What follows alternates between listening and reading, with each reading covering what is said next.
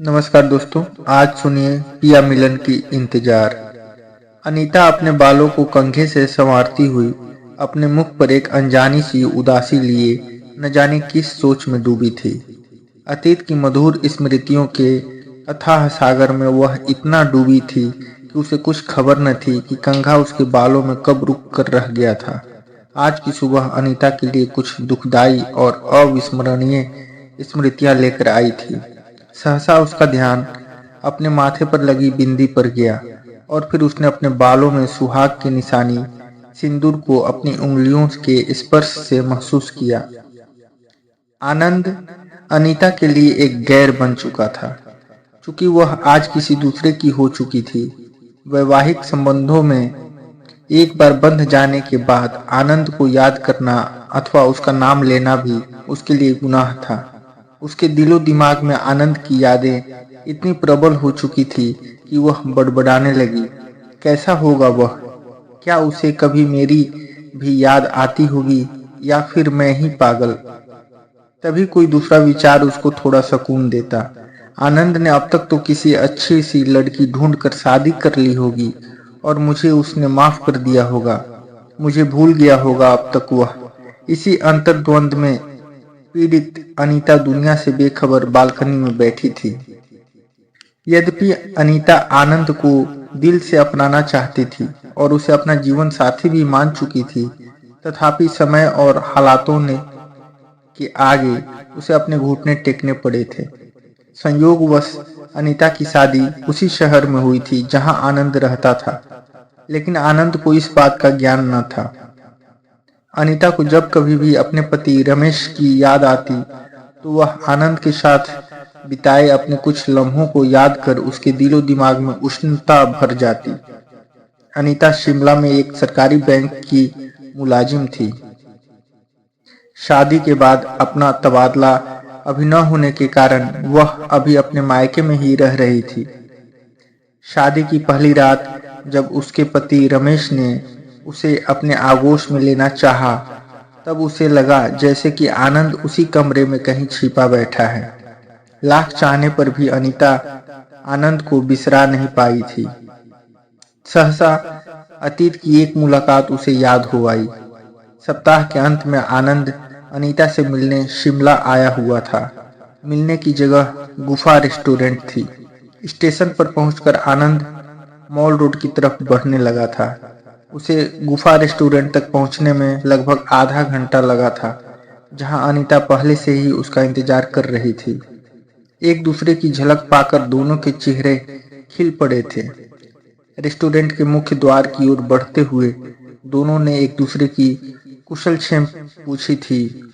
आनंद ने आगे बढ़कर अनीता के लिए रेस्टोरेंट का दरवाजा खोला और उसके पीछे अंदर दाखिल हो गया। बैरे ने आनंद के आग्रह पर दोनों को बिना धूम्रपान वाले स्थान में एक टेबल दे दी थी। कितनी खुश और उत्साहित नजर आ रही थी अनीता। इसका आभास उसकी हर बात से हो रहा था। कितने ध्यान मग्न होकर वह आनंद की हर बात को सुन रही थी। बातों ही बातों में आनंद ने अपना विश्वास दोहराया था। अनीता, तुम अब मेरी हो। दुनिया की कोई भी शक्ति अब हमें जुदा नहीं कर सकती।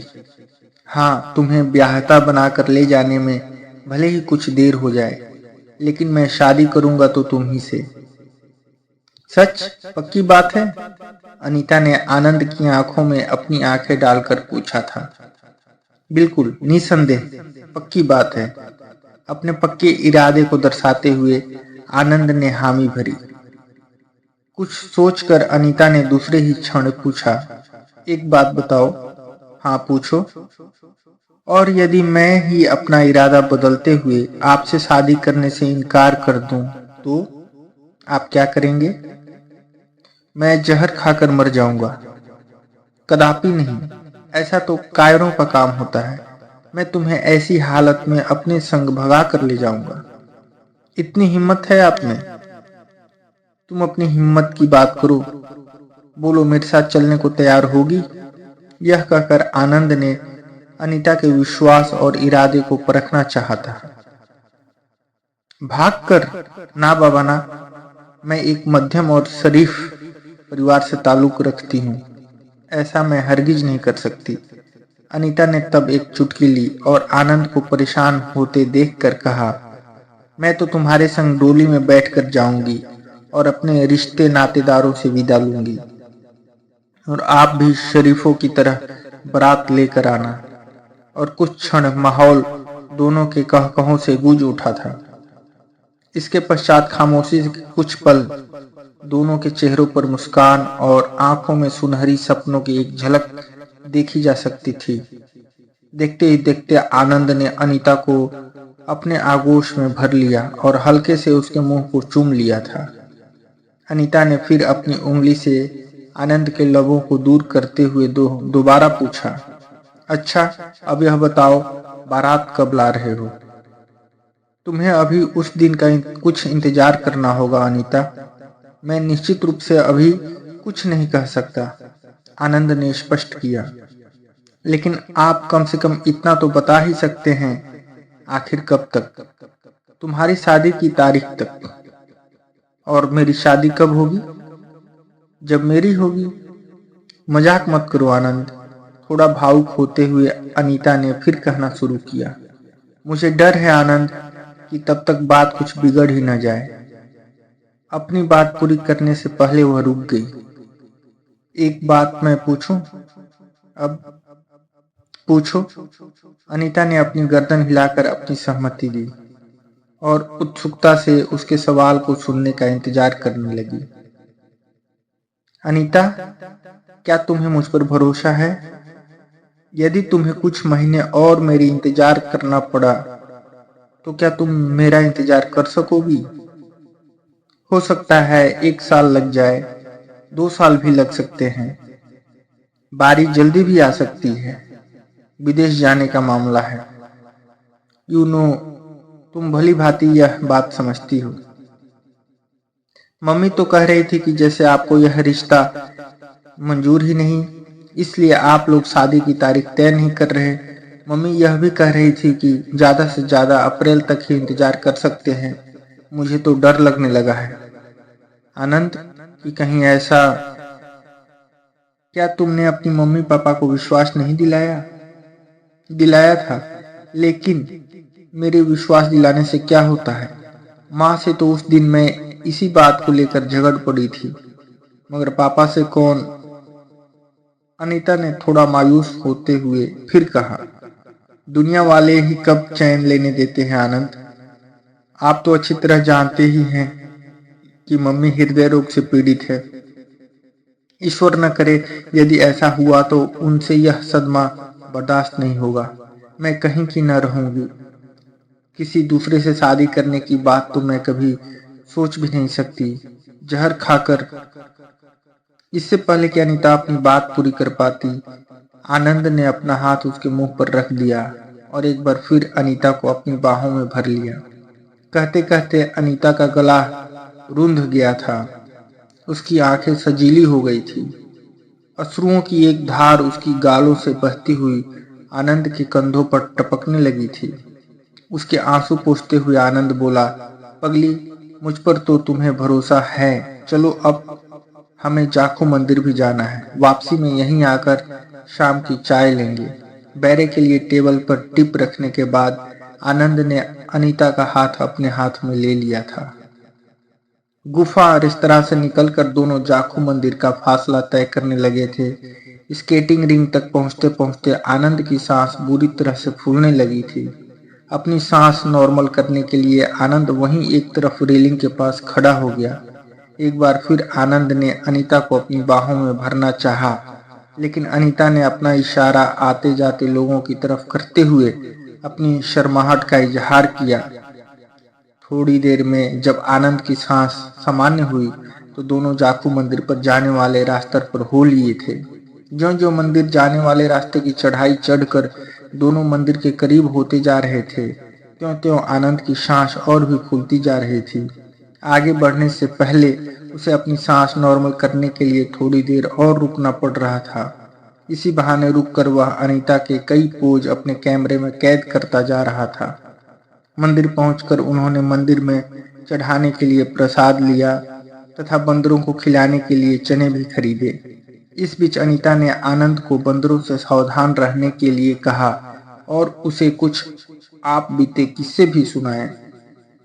आनंद को अनीता की बात पर अभी पूरा यकीन नहीं हो रहा था कि सहसा उसने एक बंदर को मंदिर में आते हुए एक भक्त की टांग के पास कूदते देखा। राहगीर की टांग पकड़कर बंदर ने अपने दूसरे हाथ से उसकी साइड पॉकेट से प्रसाद का लिफाफा निकाल लिया था। देखते ही देखते इतने में एक और बंदर बिजली की फुर्ती से दूसरे राहगीर के कंधे पर कूदकर उसके चश्मे को लेकर दाएं हाथ की तरफ ऊंची दीवार पर जा बैठा था।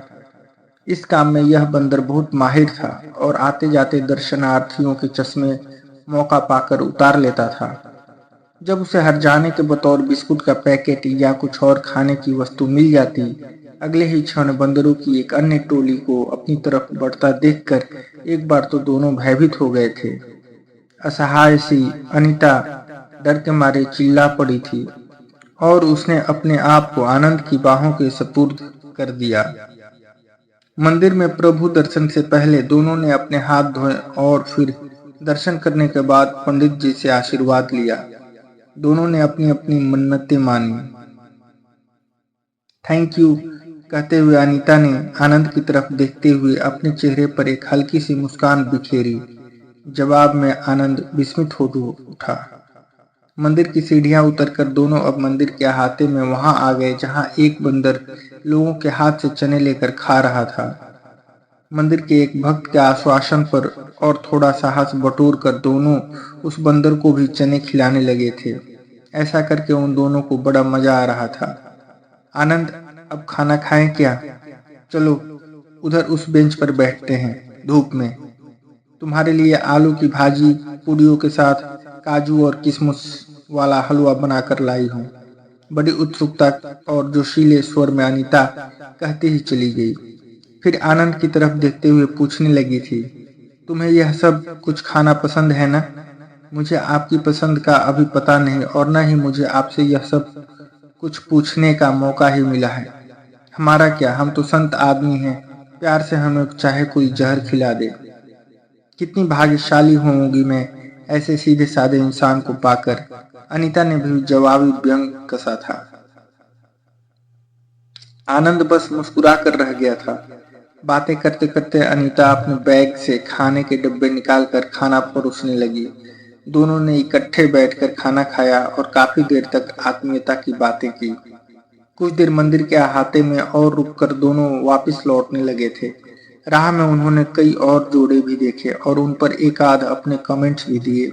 आनंद, दबी आवाज में अनीता ने आनंद का ध्यान अपनी ओर खींचा। हाँ कहो, आपने एक बात नोट की?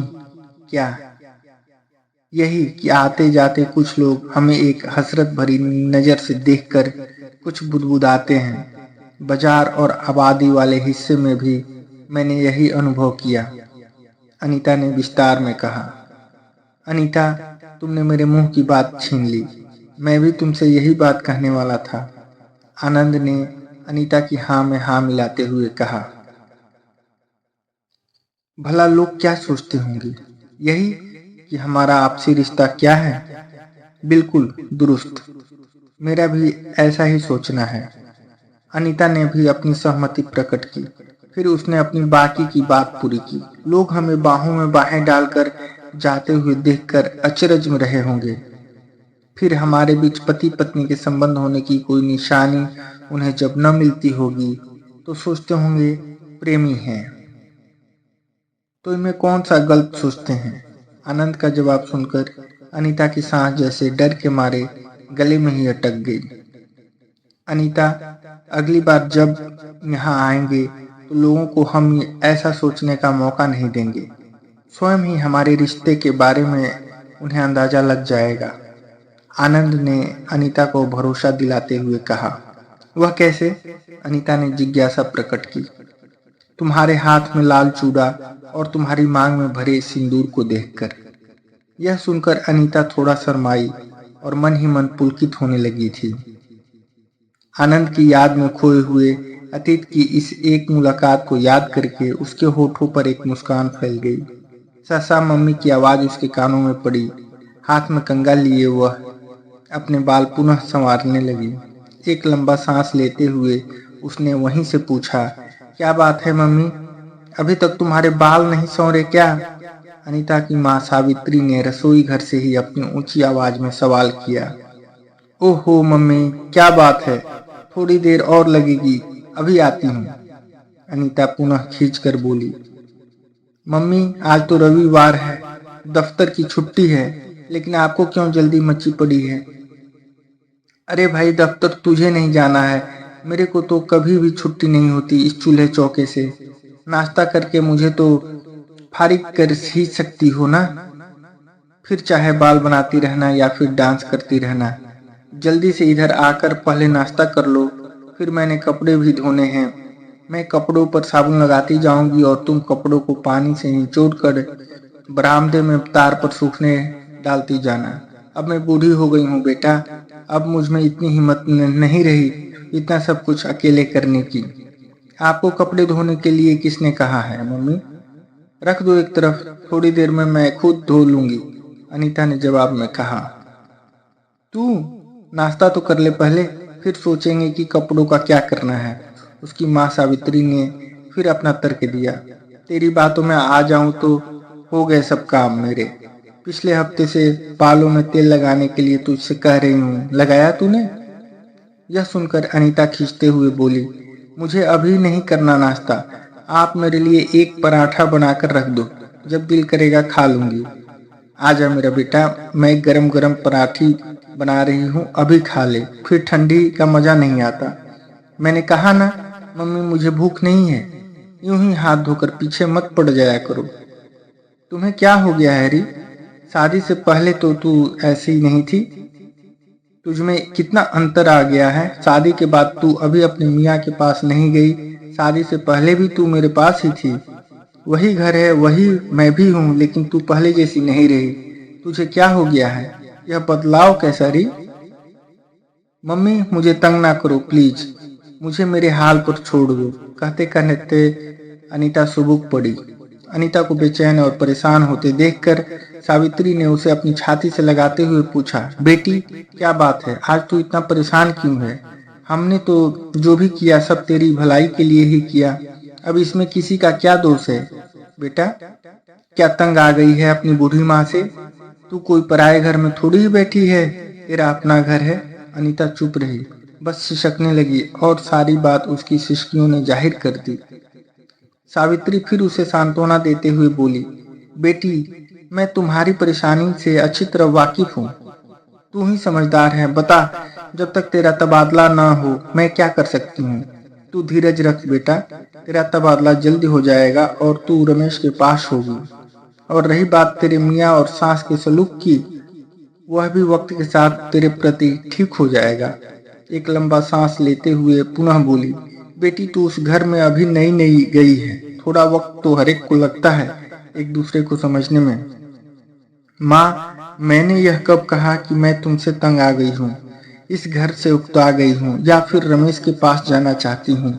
आपको और पापा दोनों को ही जल्दी हो रही थी मुझसे अपना पिंड छुड़ाने की, मुझे कुएं में ढकेलने की, नहीं तो मैं तो आनंद का इंतजार कर ही। कहते कहते बस सुबक पड़ी थी अनीता। तभी सावित्री अनीता को ढाढ़स देने की गरज से बोली, रमेश का खत तो आया था कि वह शीघ्र ही छुट्टी लेकर तुमसे मिलने आएगा, लेकिन हो सकता है कि उसे कुछ काम आ पड़ा हो या छुट्टी ना मिली हो जिसकी वजह से वह आ न सका हो। इंसान की कई मजबूरियां होती हैं। फिर चंडीगढ़ कौन सा दूर है, तुम स्वयं अगले हफ्ते कुछ दिनों की छुट्टी लेकर उससे मिल आओ, मैं उसे कल फोन कर दूंगी, बस अड्डे आकर खुद तुझे ले जाएगा। यह सब सुनकर अनीता गुस्से से फूट पड़ी। अब बस करो माँ, कोई जरूरत नहीं किसी को फोन करने की, कहीं नहीं जाना मुझे। फिर तुम इतना क्यों परेशान क्यों हो बेटी? माँ, मैंने कहा ना मुझे परेशान मत करो, मुझे मेरे हाल पर ही छोड़ दो, जवाब में अनीता बोली। फिर बोल बेटी बोल, क्या बात है? अपनी माँ को तो अपनी दिल की बात बता ही सकती है ना। यह परेशानी सब आप लोगों ने खुद मोल ली है, मैं तो आप लोगों पर भार थी न जैसे। आपकी सब मुश्किलें और दायित्व तो पूरा हुआ मेरी शादी करके, अब चाहे मैं मरूं या जीऊं आप लोगों की बला से। हाँ, जैसे तैसे मेरी जिंदगी कट ही जाएगी। मेरे लिए अब किसी को कोई परेशान होने की जरूरत नहीं है। बेहतर यही होता यदि आप मेरी शादी और जगह करने की बजाय मुझे कुएं में ढकेल देते। मुझे इस दमघोंटू बेचैनी और तन्हा जिंदगी से तो रुखसत मिल जाती। अनीता अपने मन की सारी भड़ास निकाल देना चाहती थी। उधर सावित्री भी अपने पर काफी नियंत्रण रखने की कोशिश में नाकाम रही और रुंधे गले से बोली, बेटी अब इसमें हमारा क्या दोष है? हमने तो अपनी तरफ से सब कुछ देखभाल कर तुम्हारे लिए यह सब कुछ किया था। माँ, मैं भी किसे दोष दूं? इसमें सारा दोष बस मेरा ही है कि तुम्हारी बातों में आकर मैं बेसब्री हो बैठी और बिना सोचे समझे इस नर्क में कूद बैठी। धीरज रख बेटी, सब ठीक हो जाएगा। कहते हुए सावित्री उठकर बेडरूम में चली गई। अनीता भी पास ही में पड़ी चारपाई पर औंधी लेट गई। जब वह सोकर उठी तो उसने चारपाई पर पड़े दर्पण में खुद को निहारा। उसकी आंखें लाल सुर्ख, थकी थकी और सूजन की वजह से बड़ी बड़ी लग रही थी। अपनी मांग में भरा सिंदूर भी उसे हल्का लगा। कुछ पल यूं ही वह दर्पण को पथराई दृष्टि से ताकती रही। शादी के कई महीने बाद अनीता की गोद आज भी सूनी थी। आज भी वह अपनी माँ के पास अपने पति से दूर तन्हा जिंदगी बिता रही थी। कितना अंतर है दोनों में। शायद वह सोच रही थी, आनंद मुझे कितना चाहता था, कितना मुझसे प्यार करता था। चंडीगढ़ से मुझे रोज फोन करने के अलावा हर सप्ताह मुझसे मिलने आता था। हम दोनों में आत्मीयता की कितनी बातें थी। हम दोनों एक दूसरे के कितना करीब आ चुके थे, कितना एक दूसरे को समझते थे। रमेश है कि सांसारिक दृष्टि से मेरा पति होने के बाद भी जैसे मेरा कुछ नहीं लगता। उसको मुझ में कोई दिलचस्पी नहीं। काश मैं आनंद के लिए कुछ समय और इंतजार करती। पिया मिलन की इंतजार तो अब भी कर रही हूँ। थोड़ी इंतजार मुझे आनंद के लिए भी करनी चाहिए थी। फिर दोनों हालातों में फर्क ही क्या है, कितना अंतर है? यही प्रश्न रह रहकर अनीता को झंझोड़ रहा था और न जाने कब निरुत्तर सी अनीता दुनिया से बेखबर चारपाई पर औंधी पड़ी रही। तो दोस्तों, ये थी आज की कहानी। इसी क्रम में लेकर आएंगे और भी रोचक एवं ज्ञानवर्धक कहानियां। और आपको ये कहानी पसंद आए तो वीडियो को लाइक और शेयर करें। चैनल पर पहली बार आए हों तो चैनल को सब्सक्राइब करें। बेल नोटिफिकेशन को ऑल पर सेट कर लें ताकि आपको ऐसे ही अच्छे अच्छे वीडियो देखने को मिले। हमेशा खुश रहें, हमेशा स्वस्थ रहें। वीडियो को देखने के लिए आपका बहुत बहुत धन्यवाद।